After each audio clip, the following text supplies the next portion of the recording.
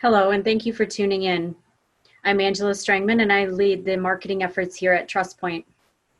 The last 2 months have been a whirlwind for everyone, including us. The COVID-19 pandemic has changed our lives and shaped the future. Now, while this pandemic is far from over, I want to take this time to sit down with the leaders of Trustpoint to have a candid conversation and reflect on what has transpired over these last couple months. I'm joined today by Brian Koopman, our Chief Operations Officer, and Bill Bosch, our Chief Development and Strategy Officer. Thanks for joining me today. Thank you, Angie. Thank you. All right, well, let's get started and jump right into the questions. You've both been here for over 20 years. Brian, why don't we start with you? Has Trustpoint ever seen anything like this pandemic? Well, Angie, I wouldn't say we've seen anything like this pandemic, but in terms of the impact on the markets and the economy, yes, we've certainly seen downturns like we've recently are going through. Every time is different in terms of what the catalyst is in terms of a downturn.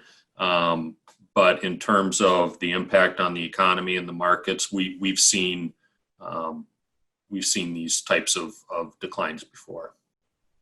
What I would just add on to that, Brian, if you go back in the history of the company since 1913, we obviously went through the Great Depression, and there have been other similar events since we've been in business, and we have survived all of those and continue to thrive. Absolutely. You can't be 100 years old unless you have been through some of these events, right? Right. All right. So even though this has been a very challenging time, Trustpoint is still thriving. Why do you think that is? I think it starts with our clients, Angie. We have the best clients in the world, and we pair them with the best staff in the world, and we have the ability to adapt to so many different types of environments. We have been around for over 100 years. We've seen a lot of different situations, been through a lot of different markets, and each time we come out of it, something has changed in how we operate and how we deal with our clients. So it starts with our clients, though. Our clients are the most important thing in our business, and we have the best ones. Perfect. So, Bill, why don't I ask you this one? While we didn't expect anything like this to happen, how was Trustpoint prepared for something like a pandemic? Good question, Angie. So Trustpoint does have a disaster recovery plan, and it's for a number of different situations. An epidemic or a pandemic is one of those. So we had that plan, and early on in the process, we met as a small group of us met and reviewed that plan and started to begin forward thinking about what this may translate into going forward and what things we needed to get taken care of in the process. So we were prepared for it. I mean, maybe not to the extent of what this has evolved into, but we did have a plan to begin with. Isn't that interesting that we had a plan in place and we executed the plan? Brian, isn't that what we ask our clients to do? Yes, that's exactly what we ask our clients to do. And one of the things that I think is probably on our clients' minds as we're going through these is, how does this impact me? And it always comes back to that plan. Sitting down, reviewing the plan, executing the plan, and revising the plan as situations change. And we really focus a lot of our time and efforts when we're talking to clients about always going back to the plan, and how can we make it better given the current situations. I think you could tie that, Angie, into what we're doing as a business as well. Obviously, we had a plan. We had a plan to serve clients.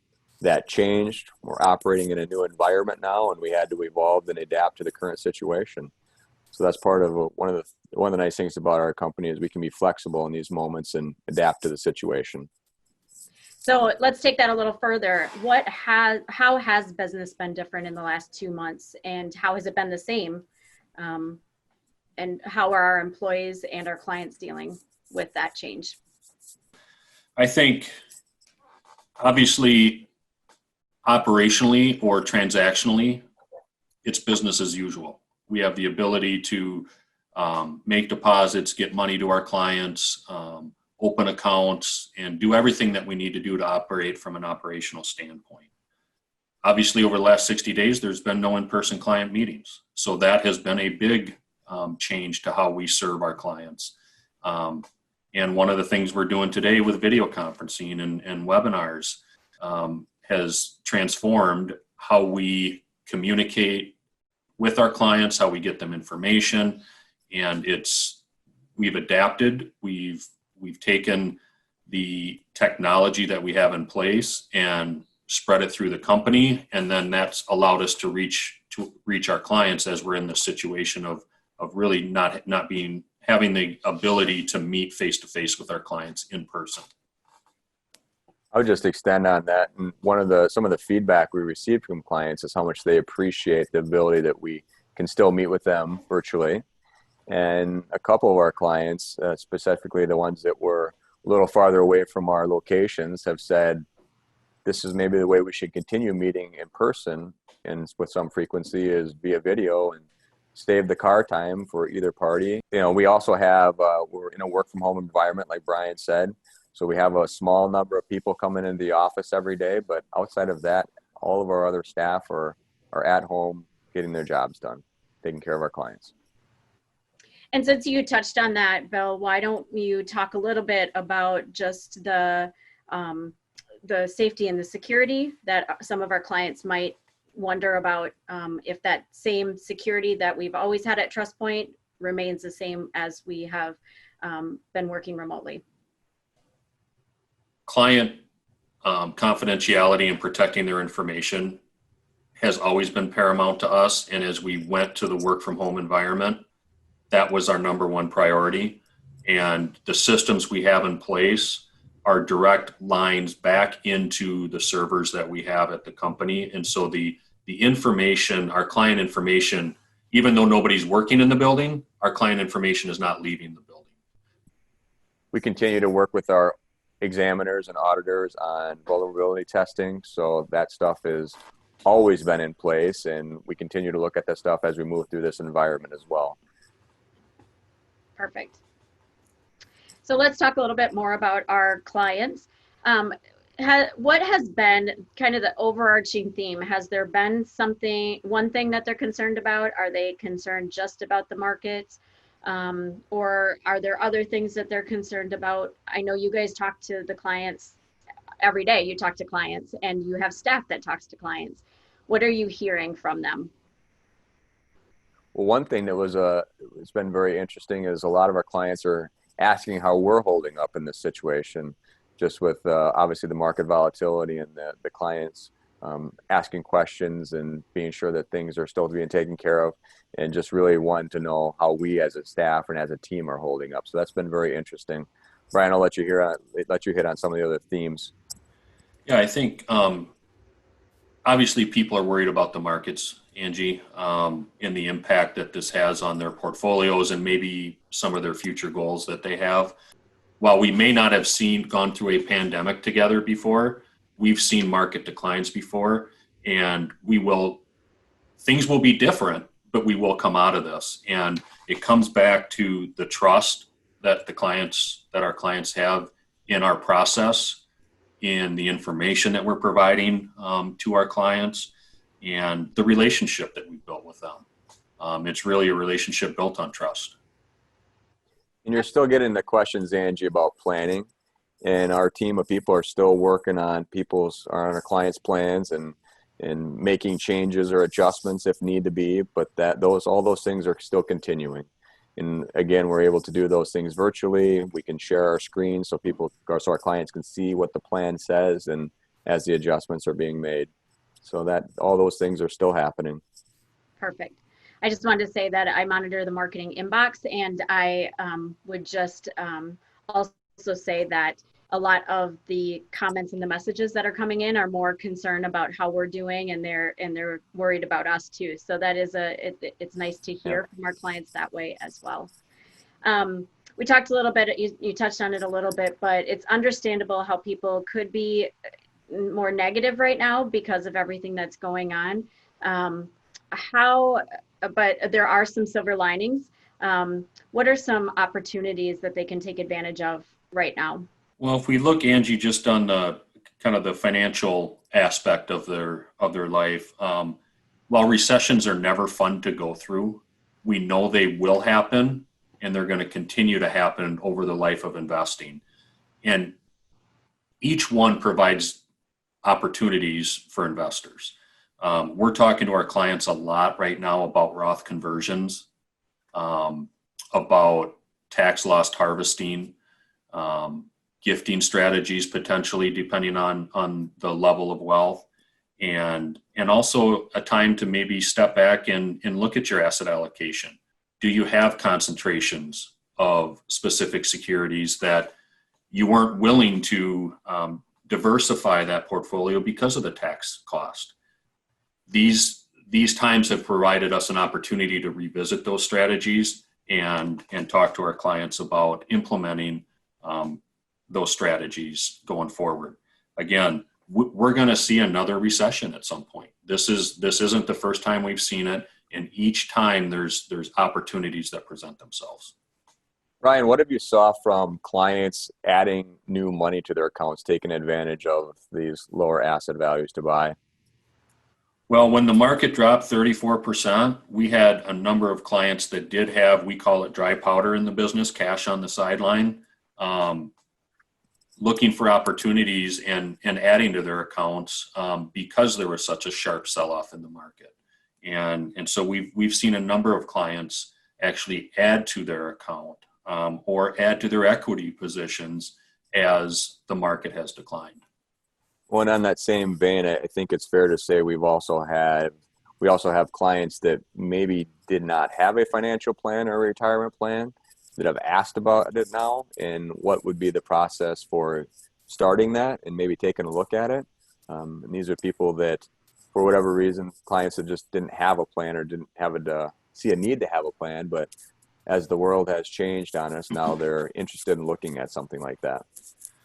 Yeah, and if we stay on that vein, Bill, one of the things that we really focus on in our financial plans that we run with our clients are these situations that are happening right now.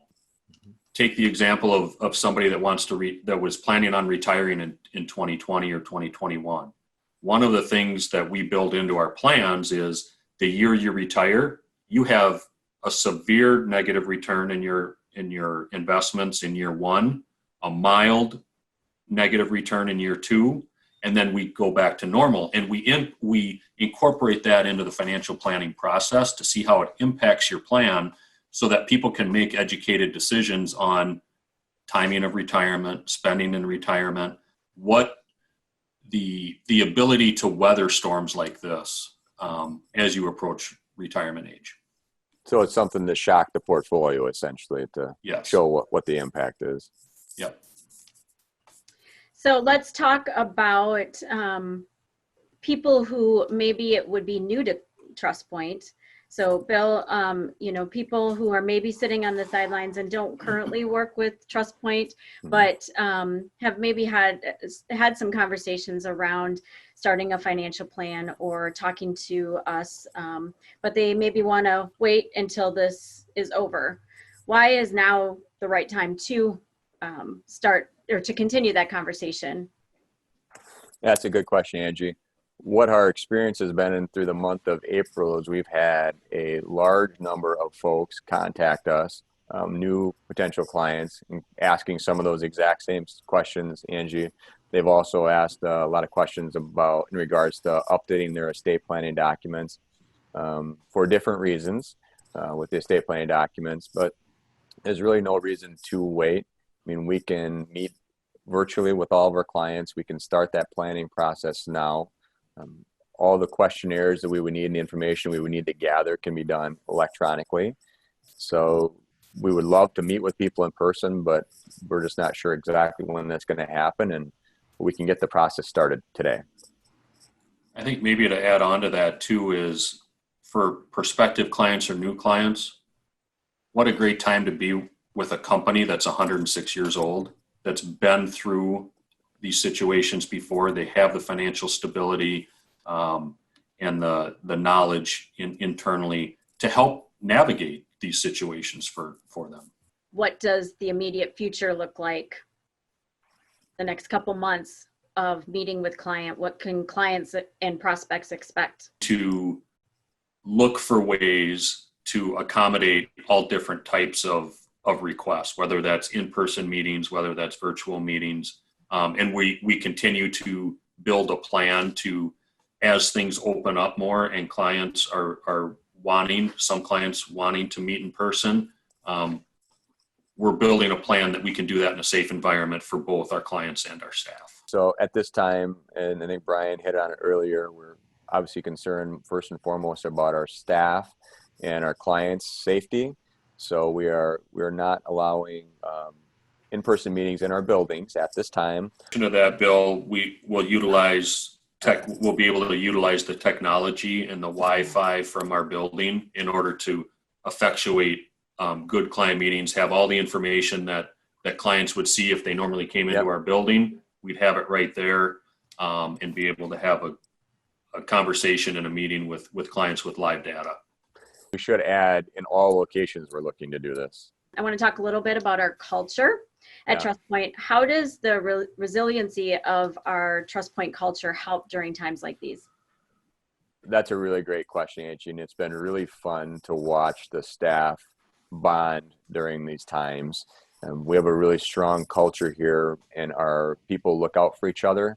They're willing to jump in and help out when people have either client issues or home issues. I mean, now some of our people are working remotely and they have childcare issues, and so they're not always as available as they once were. It doesn't mean they're not responding to their clients, but if a client needs something immediately, other folks have jumped in to help out. And it's been really interesting to watch this evolve over time. We're now doing lots of virtual group meetings with our teams and just connecting and trying to find a way to keep these bonds going and talking and communicating with each other and building relationships with our own teammates. So what a better place to work than a 106-year-old stable and growing trust company. And how has that, do you think that those bonds and relationships have translated to the clients? And do you think the clients can feel how that everybody is jumping in and helping one another and it's all about team here? I think that's a great question, Angie, and that's always the way it's been. We've always been very team focused, making sure that our clients are taken care of and get all their questions answered. I think one of the things that we saw as we entered this pandemic stage and working from home is a concerted effort to reach out to our clients, maybe as much as a weekly basis, just to check on them, make sure that they're doing okay. And we've actually, there's some clients that maybe we see once or twice a year. They come into our building, we do an annual review with them, update their plan. We've reached those clients 3 or 4 times in the last 6 weeks, making sure that we're staying in front of them, keeping them up to date on the situation, what's happening, and making sure that they're safe and healthy. I just want to add one more thing, Angie. I think this is pretty telling about the people that work for Trustpoint and serve these clients. Last week, so now we're a full 7 weeks into this pandemic situation, and we had to strongly encourage our staff to take time off because they wanted to be available for their clients, and most of our folks felt like they just really couldn't or shouldn't take a day off because they wanted to be there for their clients. But the reality is with a lot of our clients or a lot of our staff members, they needed to take a mental health day and just recharge their batteries. And so we make this announcement to the staff, and some of the feedback we get is thank you. We just felt like we couldn't do that or shouldn't do that because we didn't want to miss something for our clients, but thank you for making that happen. And that's been really refreshing to hear that, but it's a pretty telling sign about who our people are, that they want to make sure clients are taken care of. It's a pretty strong testament. What do you each miss the most about being in the office? Virtual meetings are wonderful, Angie, and they give us a way to connect not only to our clients, but then to our staff and our employees. There's something different about being in the same room. and just that collaboration with the entire team. And seeing different clients walk through the lobby and just being able to say hi to them. With in the virtual world, it's a dedicated line to who you want to talk to. And it's the collaboration, I think, that I miss probably the most from everybody in the building. Yep. Like everybody, we're people. We want to engage with people, and not being able to do that is very challenging for us. Our staff are definitely working hard during these times. So communication is obviously important during these times. What ways have we changed our communication methods over the last couple of months, and what have we seen that the clients have responded to? That's a really great question. We continue to use email and phone as a communication methods, but we've also tried some new things. So we did our first webinar, followed by 2 or 3 more. So we're working more with that, and we have more coming from these webinars. That's a great way to reach the masses of the numbers of clients that we have. We've been more active on social media than we probably have ever been in the past, but we just have to continue to evolve with the situation and try new things to making sure that we're staying in front of our clients. And Angie, kudos to you. You've done a great job getting out in front of this and trying new things. And we have tons of videos we're working on now. So a lot has changed in the last 60 days for us. And I would say on the front end of this, information was changing so fast. The stimulus packages seemed like they were coming out every week to 2 weeks.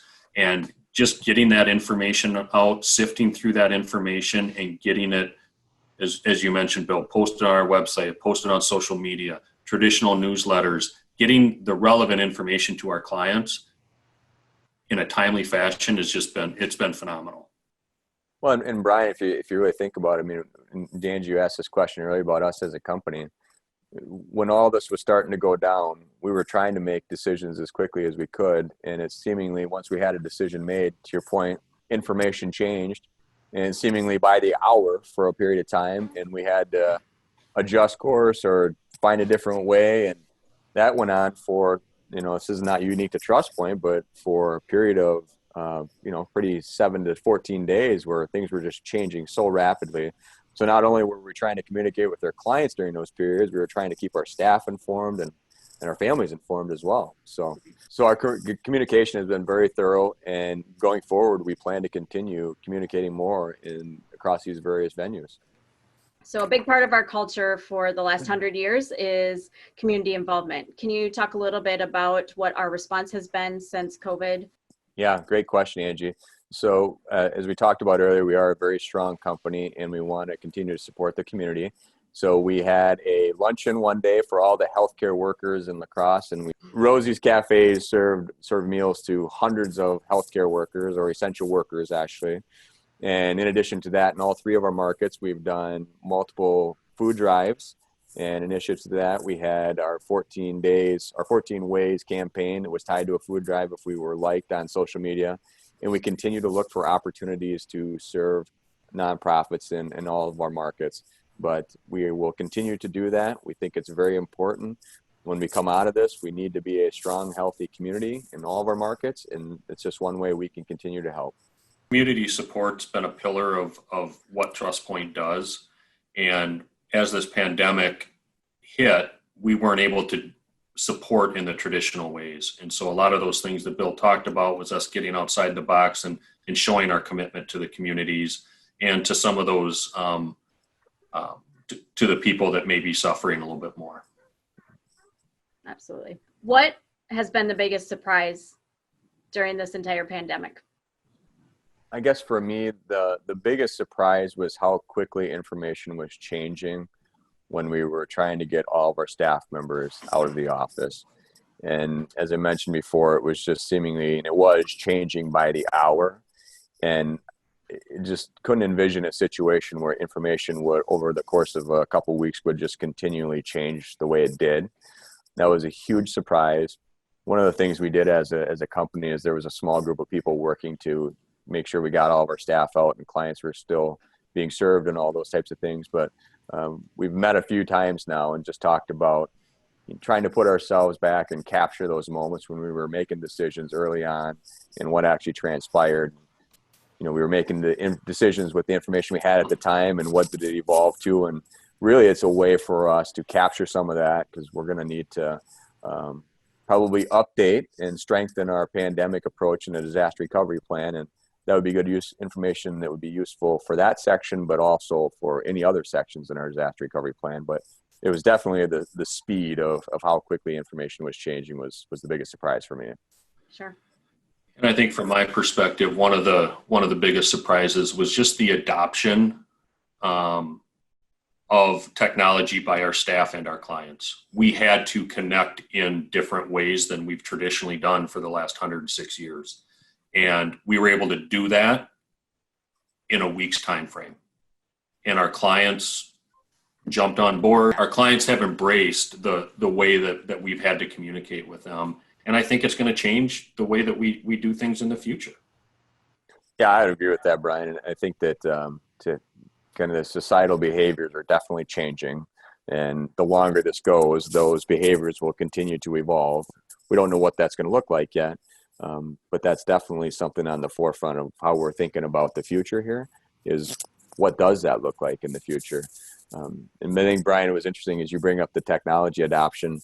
We had nobody working from home when this thing started, and essentially we have 90% of our staff working from home at this moment. So yeah, that was a big change for our organization. What does the rest of 2020 look like for Trustpoint? And I don't think today we can say exactly what that looks like. What we have planned so far is that we're going to continue this work from home environment for the next couple months, knowing that we can reevaluate that situation at any time.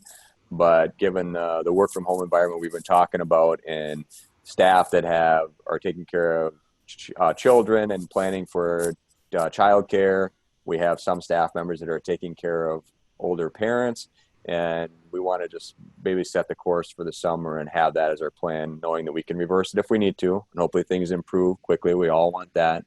And then it's too soon to tell what the rest of 2020 will look like beyond the summer months. The thing this has taught us, Angie, is we can operate effectively and serve our clients remotely. And we are going to put our clients and our staff's health and safety first. All right. Well, I want to thank the two of you for joining me today. Thank you, Angie, for your time. This was great. And we just want to thank our clients for putting their trust in us. And we appreciate your business and the trust that you've instilled in our organization. Thanks, Brian. I couldn't have said it any better. Thank you, Angie. Have a great day. Have a great day. Bye-bye.